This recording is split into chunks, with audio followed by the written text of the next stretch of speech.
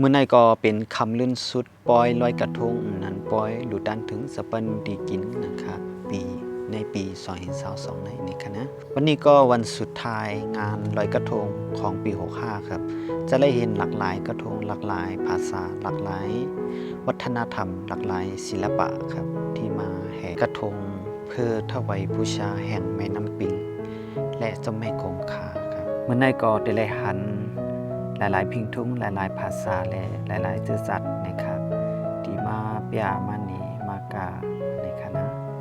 ดาลูดันถึงอันเป็นจะเปิ้นนำจีกินและเจ้าแม่คงคานะครับที่หนึ่งของไทยที่แสดงให้เห็นถึงความหลากหลายและการถักทอเรื่องราวความเป็นมาของสหรัฐและไทยรวมถึงความมุ่งมั่นของสหรัฐที่จะส่งเสริมให้เชียงใหม่